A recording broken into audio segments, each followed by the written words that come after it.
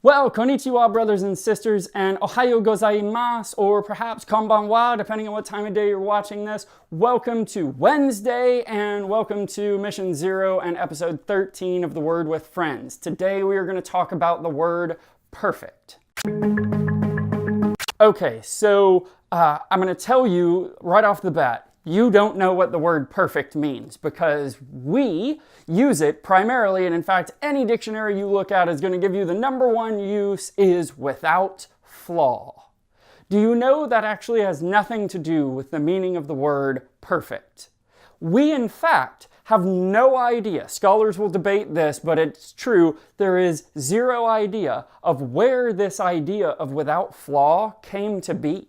That was never what the word meant. The Latin word per facere, we've talked about per before when we discussed perspective in episode 1, but per means through, and facere means to do.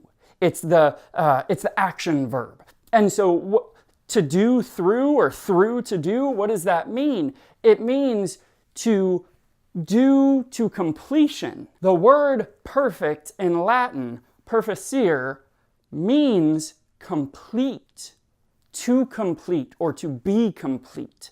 Has nothing to do with flaw or not flaw.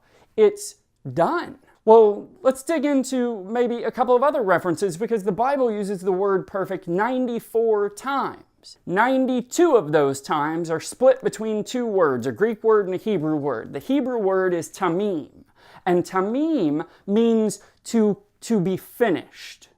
So it's like when a tree is growing and reaches its ultimate stage of whatever kind of tree that tree is complete, it's done, it's finished. The cake is baked, as it were. The Greek word is teleao, and teleao takes a little bit of explaining because its core root word, telo, means to set and start moving towards an objective. So in Greece, when you are shipping a container, like say by UPS or something, right? When it arrives, you sign the piece of paper, but there's also a stamp that's put on that box. And the stamp reads teleo. Teleo means this transaction is finished. It's done, we're complete, we're paid up.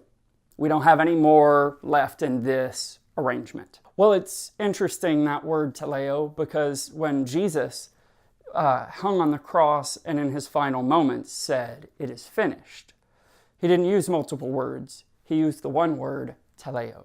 Teleao, the word for perfect, just describes that action. Okay, so I told you the root word is telo. Telo means to set an objective and start moving towards it. So teleo is the act of reaching that point, reaching that objective, that goal.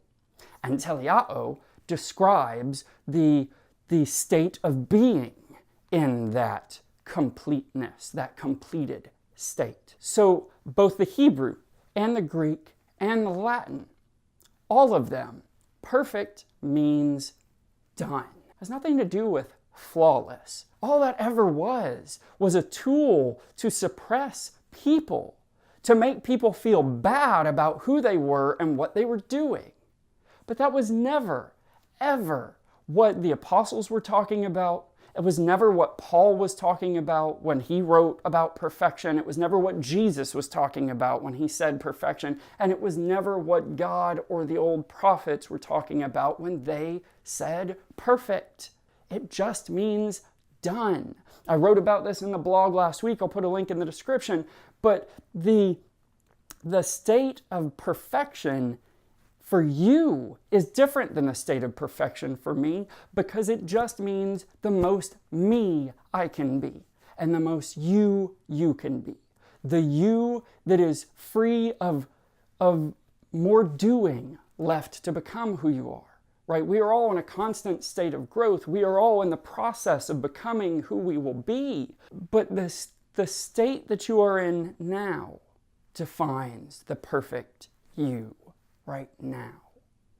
And so when we try to elevate the word perfect above that, when we try to make it a thing about being without flaw, it's just wrong. It's cruelty. It's It's abuse of other people for the sake of making people feel bad. But that's never what we're here for. What we're here for is to lift people up.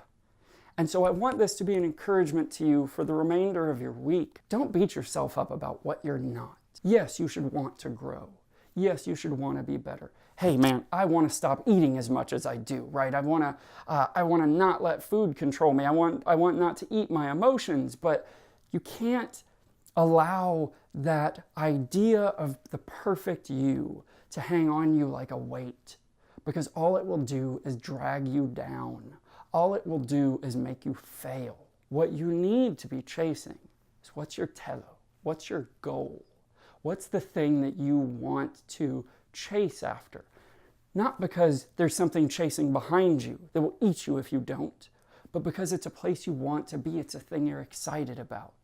That's what helps you grow, is the things that you want to do. Okay, so I'm gonna cut it there. I hope you enjoyed it. If you did, I hope that you will share it. I hope you'll give me some like and some love and give me some comments. If you haven't hit subscribe already, definitely hit the subscribe button and hit the bell if you want to get push notifications every time I post a new video. I will be back tomorrow with a new blog post, so I hope that you'll read that. And I'll be back on Friday with another Flashback Friday. Next week on The Word with Friends, we are going to discuss the word sin. So hope you'll join me for that. And I love you, God bless you, and may God pour out millions of blessings upon you, and I love you, and peace out.